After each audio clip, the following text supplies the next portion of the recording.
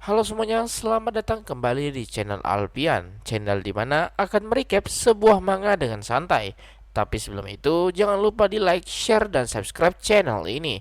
Dan juga kalian juga bisa berdonasi melalui traktir yang ada di deskripsi. Dengan begitu, bisa membuat Mimin semakin bersemangat dalam berkonten lagi. Kalau begitu, kita lanjut ceritanya, boy.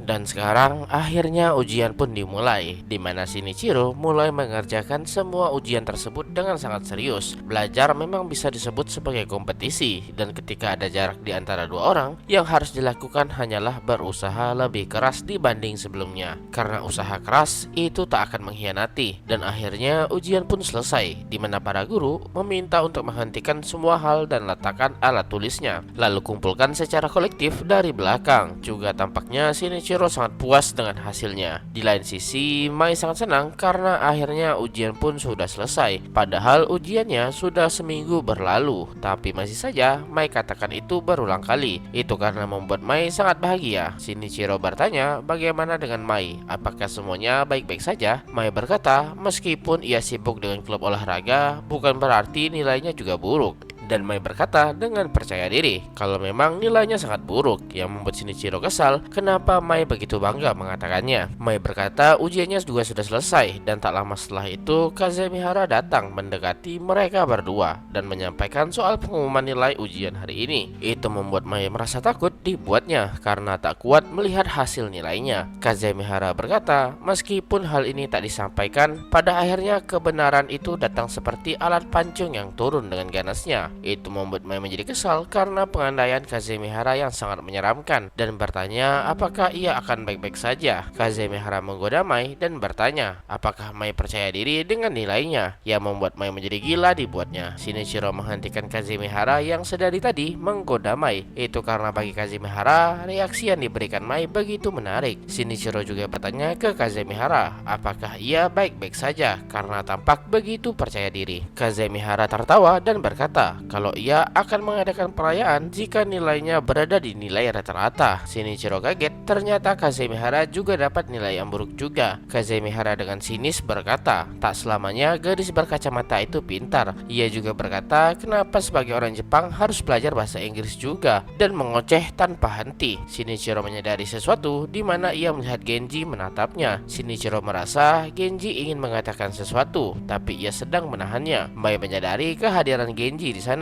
dan bertanya bagaimana dengan Genji. Itu membuat Genji menjadi panik dibuatnya.